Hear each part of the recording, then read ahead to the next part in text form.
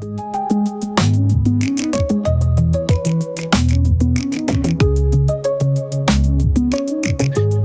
and welcome back to Rick's Room. Now, this is the podcast where I sit down with some of the smartest people I know and find out what they're working on.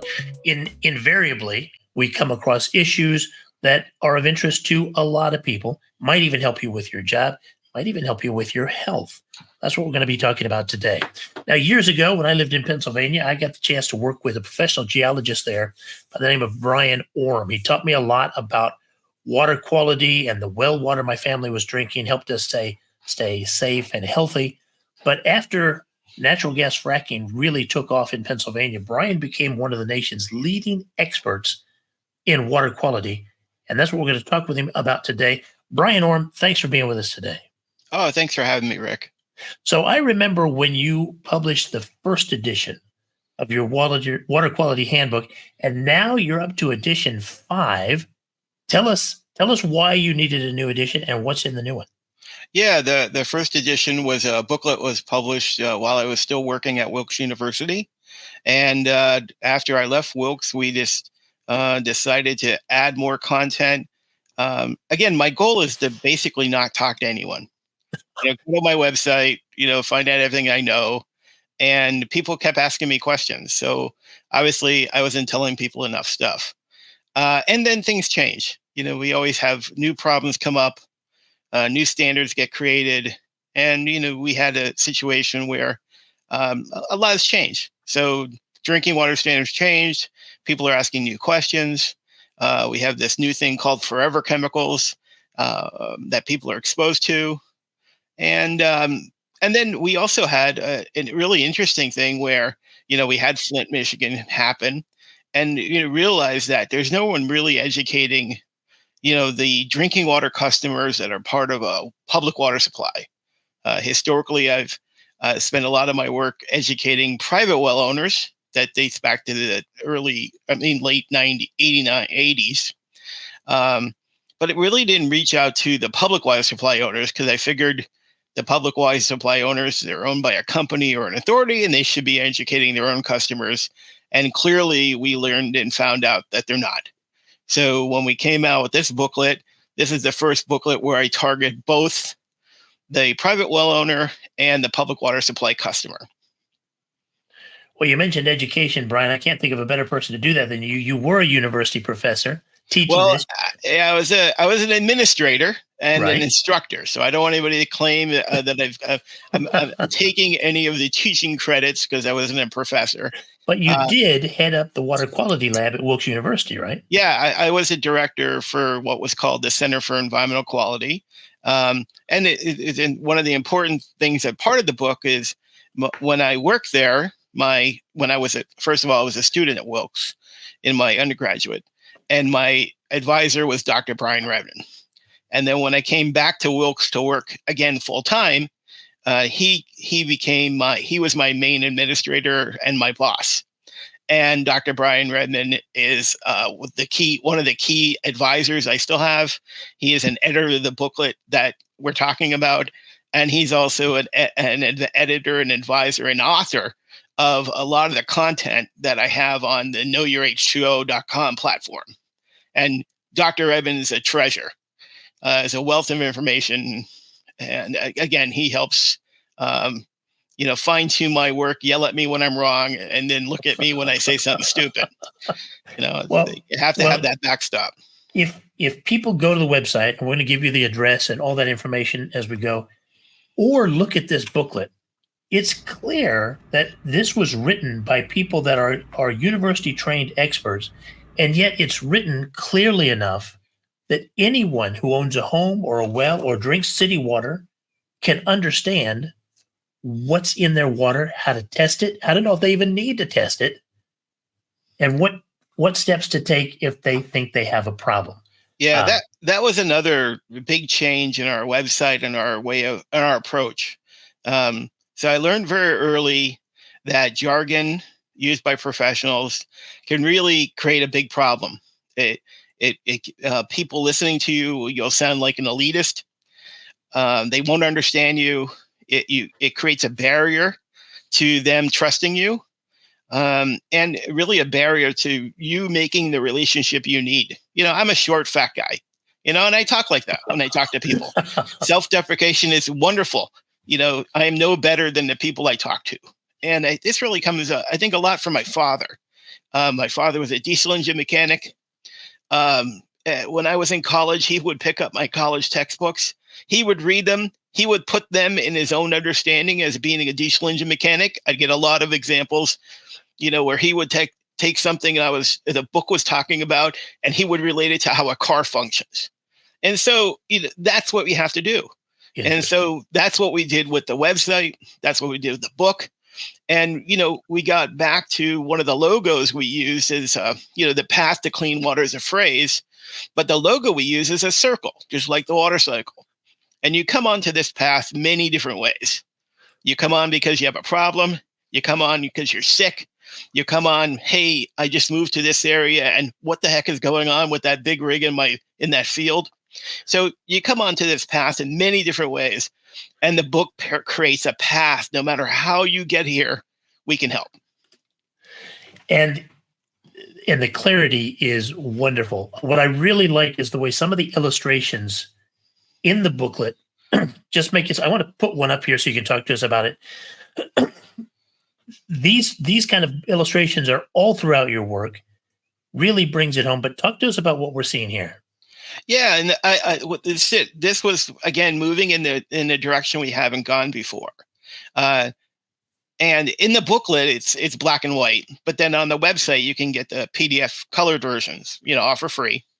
And it also these images cover my pet peeves. So there's a lot of money being spent on lead service lines replacements, and so the biggest part of this graph, the reason why I created it, was because I want people to know that part of the plumbing system, that we're talking about, lead service lines and the plumbing in the house, is their responsibility. So there's a little bit of, my personal, I don't want to call it political, but my bias, I guess, that, hey, yeah, it's not just the municipal's responsibility, but you have some personal responsibility for what's going on in your house.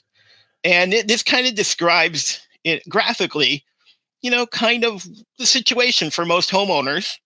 And, and it also shows a lot of homeowners are what they're lacking.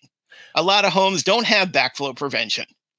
A lot of homes don't have a sampling tap where you can go and sample the water coming right from the main.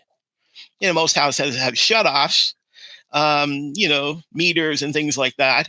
But a lot of people don't have those kind of sensors they really need. So this can really be useful for someone buying a home, talking to their inspector and understanding what's in their home and what they're responsible for. Yeah. And the other reason we created it is right now there's a lot of engineers, and I like engineers, that are out doing public outreach on this issue. And we created this as a graphical informational graphic that they could use to educate their homeowners. And the same thing with the book. Nice. The book, again, hey, here's a tool. If you have to educate your customers, you could continue talking to them, or, for a couple bucks, you can hand them a book. And if they have questions, I'll talk to them. Even though I don't want to, I'm happy to. I don't charge you to talk to me, but again, I'd rather have it in the book and then say, right, hey, if you need more, it's in the book. And by the way, if you still need more, you can click on this link or go to this link, and there's a whole lot more written that's there on the subject. And then if you still have a problem, call me. Yeah, there's really no excuse for not being educated when you have a resource like the one you've provided. Now, when we met, it was about private well owners. I was a private well owner. I needed to understand it. There's a lot of different kinds of wells that are out there. I don't think a lot of people know about it, but this is another one of the illustrations in the book. Talk to us about this. Yeah, and so again, we created this graphic, and created. Dr. Redmond created the color scheme. And he fine-tuned the graphic. It's kind of a recreation of one that was done by the government. But the important part is not only do we give a visual depiction of the various types of wells, we provide in the book a description. because a lot of people think, hey, I got an artesian well, that some kind that's magical.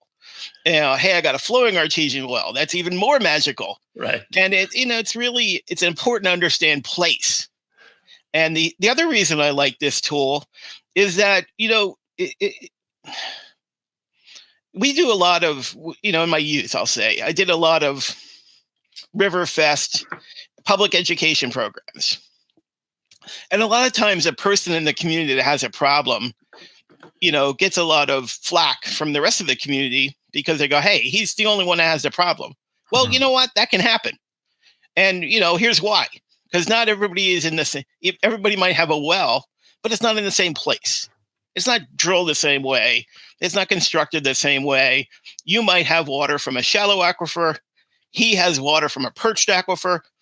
They're not the same. And he could be the red flag or the canary in the coal mine, as it were, for the community.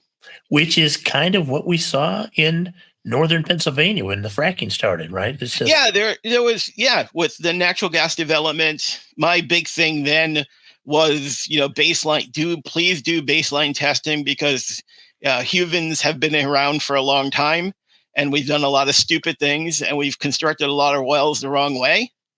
And we have, I think, from the baseline testing data that we worked on, about 50% of the private wells had a problem with contamination before any drilling started. And in fact, I think it was somewhere around 3 to 5% of the wells had a problem that if you saw the problem, you thought it would come from drilling or caused by drilling, natural gas development. And in fact, no drilling occurred. So there was 3 to 5% of the wells had a salt problem, had a methane problem, all pre-drilling. And the final thing I try to get across to the industry, which I think they're doing now, is the data actually tells you which private wells are vulnerable to impact so that you can be proactive. So if you're, if a natural gas drilling company or any company doing anything, siting a landfill, siting a large volume septic system, doing any major blasting or earth disturbance, you can look at the private well data that you generate and go, hey, that guy up the road, he's got a problem with his well now. And we haven't dug a hole. We haven't done anything. We're planning to run a pipeline past his house. Maybe we should go talk to him and see what we can do to fix his problem with his well now, because it's terrible, before we start digging in front of his house and all of a sudden his well gets dirty. Yeah, how much litigation? Right, and we're pointing fingers at each other. Yeah, well, your well sucked before, if I can use the word suck. Yeah. Hey, and it's worse now. Can we just fix that up front? It'd be a lot cheaper. And it'd be a lot better on the neighbors, because, boy, that was a lot of stress and strife all across that region for a long time. Well, and again, we talked about this before. And that's the other reason for the book, believe it or not, is, on the natural gas stuff and many things, I'm a guy in the middle, and I'm a scientist. I may not look like a scientist with a lab coat, and, all this hair and stuff like that. But, I think like a scientist and I approach things like a scientist. And with that in mind is I'm not on the left or the right when it comes to facts. Facts are facts and science is science. And what happened is, on that issue, like many other ones, your ideological bias gets in the way. And I think we talked about this before. I have one article where I talk about the 12 monkeys, and that's the real truth. And that's the other reason for the book, to try to put the facts in one place, put them on one website, tell you, hey, if you have nitrates in your water, these are the kind of people that should be worried about them at this level. By the way, if you have them, these are the other things that could be there that you didn't test for, that you might want to test for.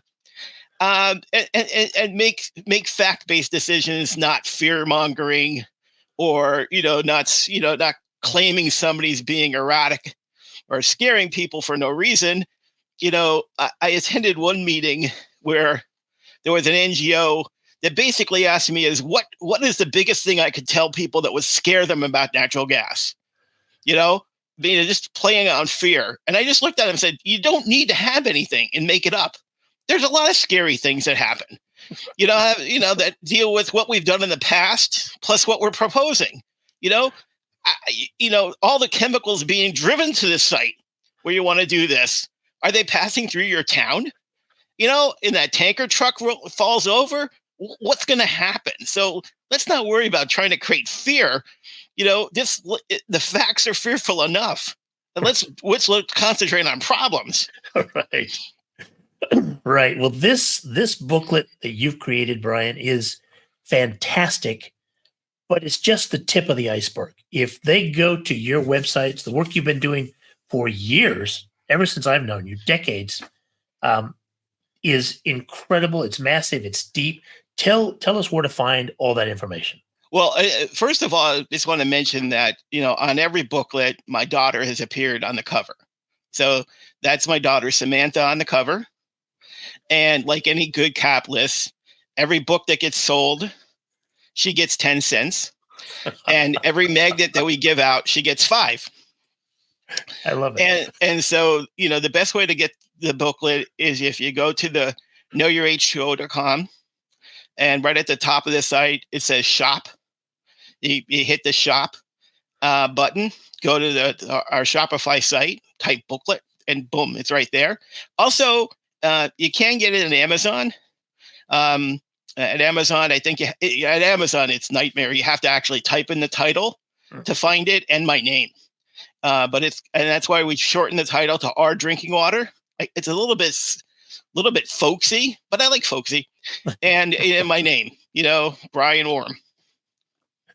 I love it, Brian. But once they get to that website, there's so much they can explore and learn.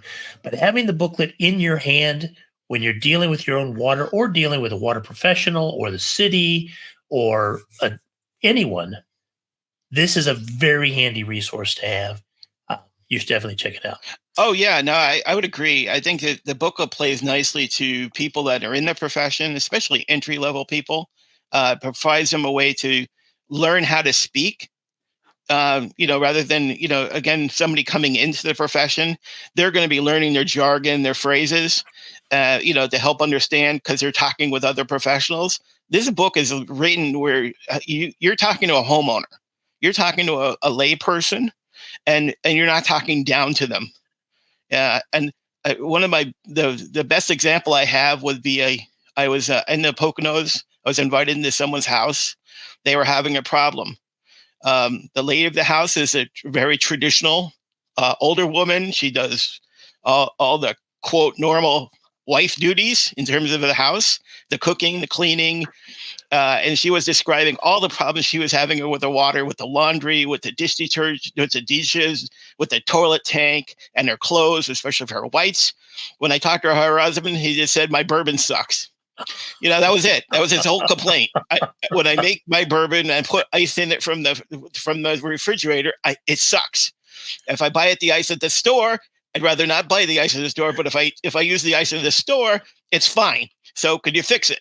Right. That was it. Turned out to be manganese. But that was really? how that's how they expressed their problem. And again, the other reason for the booklet is I ran a water testing lab for almost 20 years. And there's two things that laboratories don't want to do. Laboratories don't want to tell people what to test for. And laboratories don't want to explain any of the results. They don't want to do that. There's way too much liability. So the book does that.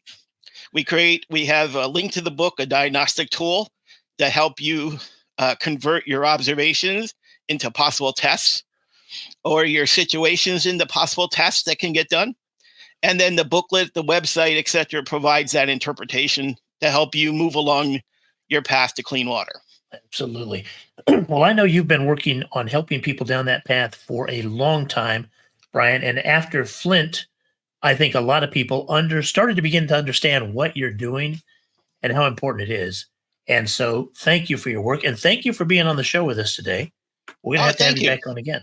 And just to pointing out is we're still working with the former Carbon County Groundwater Guardians group. The new organization is called the Keystone Clean Water Team.